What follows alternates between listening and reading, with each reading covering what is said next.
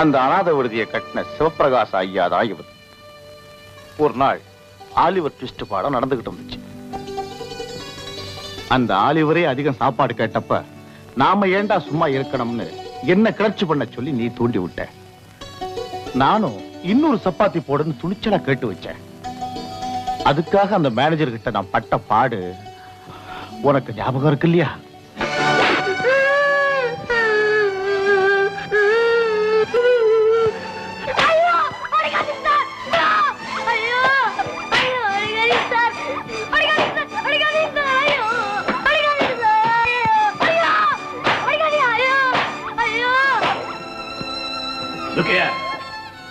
இந்த பையன் அதிகமா கேட்டா அடி வாங்கினான்.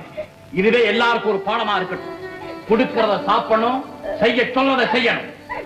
அண்டர்ஸ்டாண்ட்?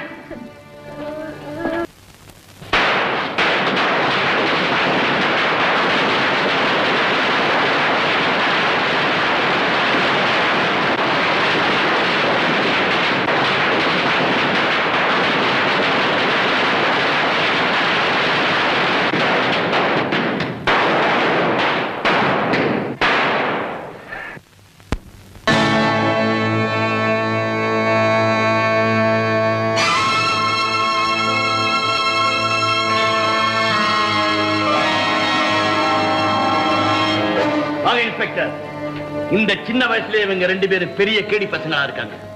என்ன கொலை செய்யறதுக்கு தொடர்ந்து முயற்சி பண்ணிக்கிட்டு இருக்காங்க. போய் பேசாதீங்க சார். அன்னைக்கு நான் படுத்துட்டு இருக்கும்போது கட்டில சுத்தி பட்டாசு வச்சு கொளுத்தி விட்டாங்க. இது ஆமா, இன்னைக்கு என்ன குத்தி கொலை செய்ய வந்துட்டாங்க.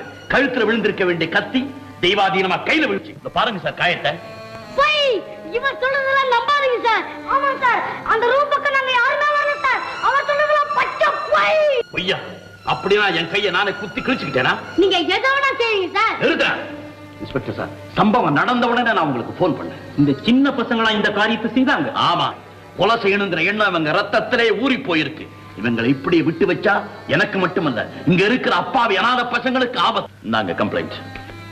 கான்ஸ்டபிள், அவங்களை வேன கொண்டு போ. Yes sir.